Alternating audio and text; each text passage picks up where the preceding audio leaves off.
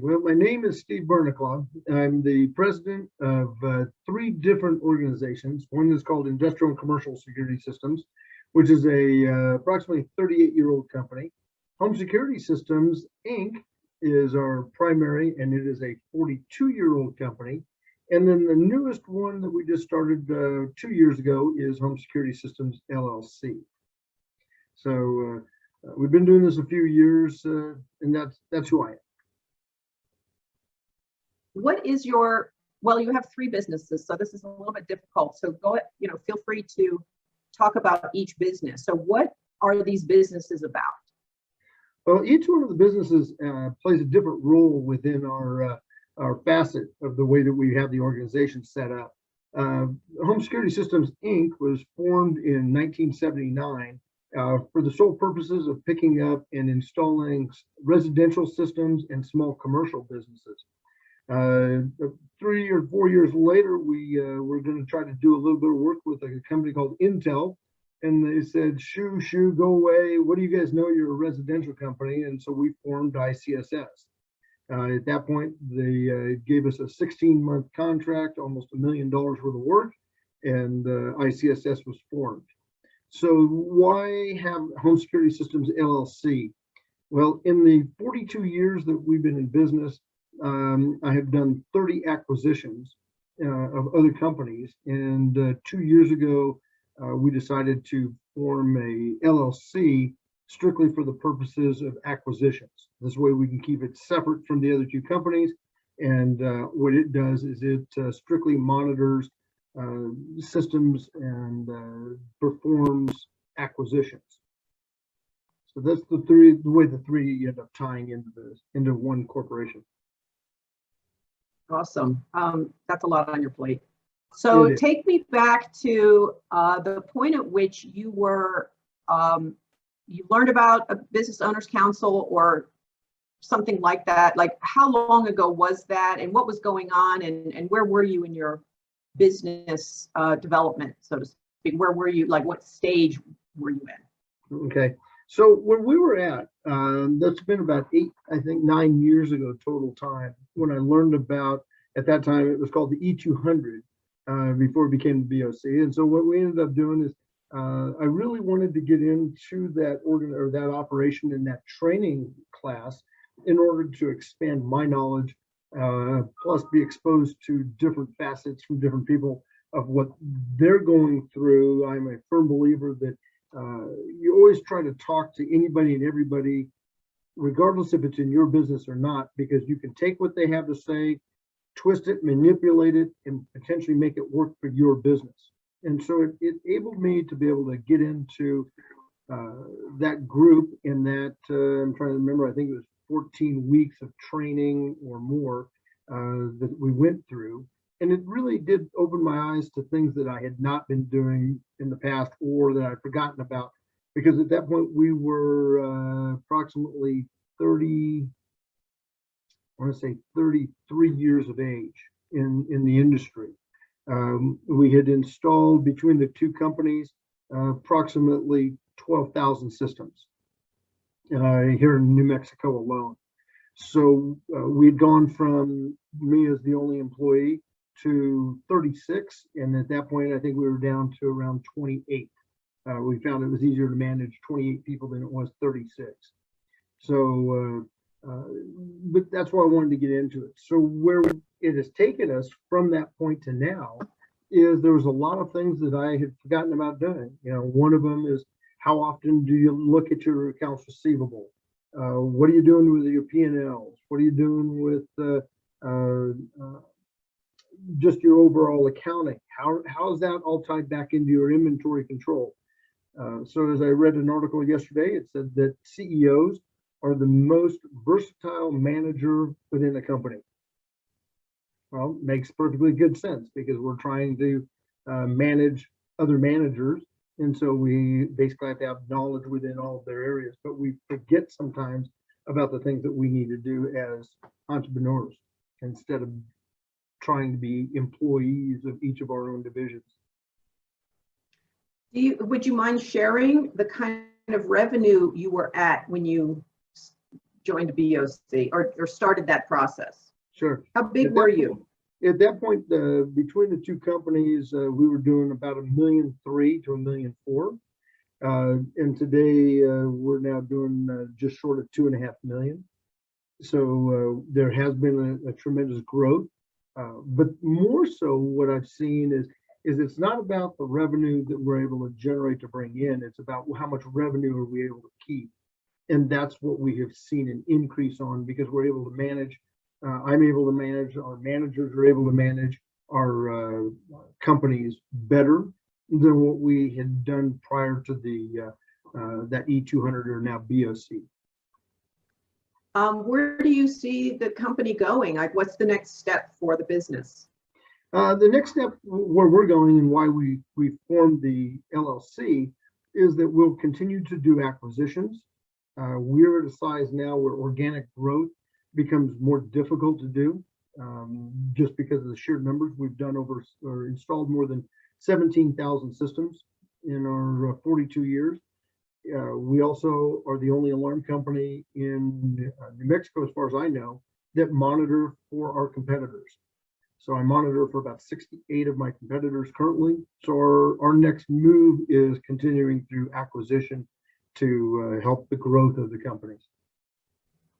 So let's look at the BOC experience. So basically, what goes on in a BOC meeting? Like, if you average all of those experiences, like, how do you describe what that experience is like?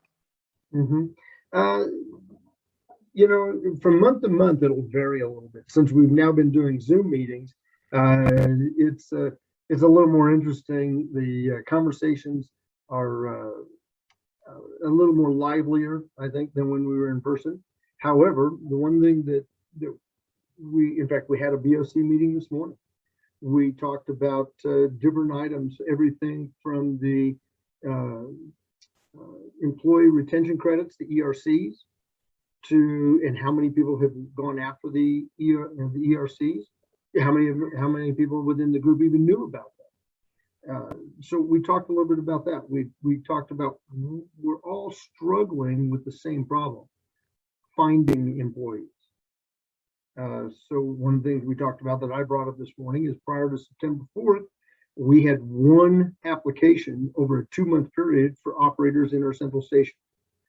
On September 7th, we had 6 applications that came in, of which we set appointments with all 6 people. 4 didn't show. They checked a box off in order to continue with unemployment, is what we were told by unemployment when we called them and said, "Hey, how can you help us? Where do we go recruit?" So, but we talk about those kinds of things. We'll talk about some of our training issues that we may have between company to company to company. So it's very informational each time that we meet. We're all very open with each other because we all have signed NDAs with each other. So I know about every company that is in our BOC, and they know everything about us. Would you say that the group keeps you accountable, or sort of what is that role? So, like, do you have to come prepared in some way? What we end up doing is we do try to come prepared. One of the things that we do is that most of us have a mentor. And, well, prior to COVID, we all had mentors, and so I would meet with mine every month. We would talk about different issues that were going on within the company. It was typically a 2-hour meeting that I would have with them. And the gentleman that I was SCORE member that was coming in to talk to me, his favorite answer was, "Steve, how are you going to do, or how are you going to fix what you want to fix when you don't know how to fix it?" And "I don't know" is not an acceptable answer. So it was. And the group, can the group solve the problem for me? No. In some cases, they give out some great answers that it may not solve the problem, but it certainly helps give me a different direction or a different thought. Have they ever said, "Steve, your ideas are crazy"? Let's see here. No. Yes, they have. I've had a couple of them tell me, "I don't know where you came up with that, but I'm glad that I know you well enough to know you're not doing crack." So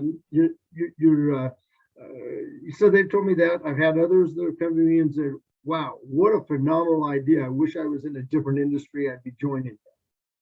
So it's the implementation of some of the ideas that each of us have. And that's one thing I love about the BOC is that we all throw out ideas for each other, and similar to that of spaghetti throwing. Which ones stick on the wall? I love it. I love it. So let's talk about, do you recommend a BOC experience to other business owners? And if so, like what kind of business owner would benefit from this experience? So that's really what I'm getting at is who really should be in a BOC? Okay. I think that's a great question from the standpoint that I'm going to answer that kind of going backwards.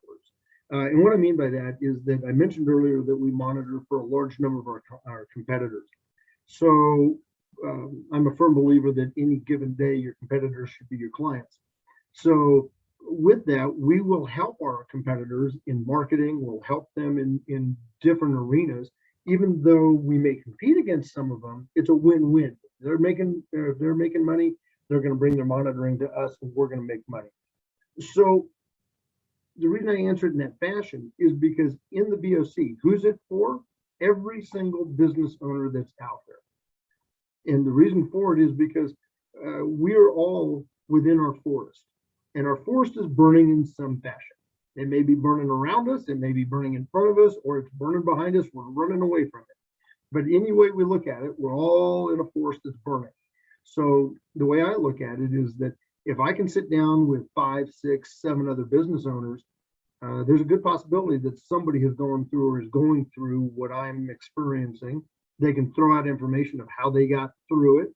It may not fit specifically for my needs, but I'm sure that I can take that concept and those ideas, twist them a little bit and make it work for what we're doing. And so now I'm not the only idea guy.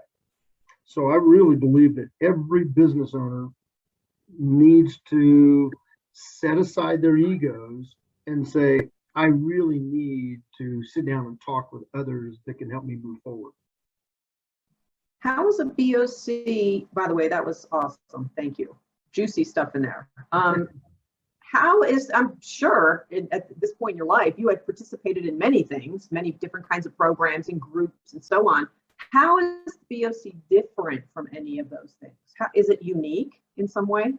I think where I see the biggest difference is that in some of the groups that I've been involved with, for manufacturers, for instance, on groups, one of them was called a TAG committee. It was the Tactical Alliance Group. And what we do is we help them design products and or packaging of products. In those kinds of applications, we're coming up with ideas on how to market something. And what the BOC is giving us is not necessarily an idea of how to market. They're owners that are giving ideas of, hey, have you considered, like this morning, have you considered looking at the employee retention credits program? Because it's free money that comes from the feds. Have you considered, when the PPP was coming out, first and second rounds, have you considered doing that? Have you looked at the IDLES? So we're all helping each other in going, have you considered? Or who answers your phones? How do you answer your phones, as an example? If somebody's put on hold, are they listening to music? Okay, well, if they're listening to music, why are you wasting that time? Why aren't you giving them a message of marketing while they're on the phone? It's free and they're a captive audience. They can't go anywhere unless they hang up. So we do some marketing, but we're all trying to help each other out in ways that are beneficial from a business standpoint and from a management standpoint. Would you say it's like it's helping you focus on running your business in a better way, getting better at running your business?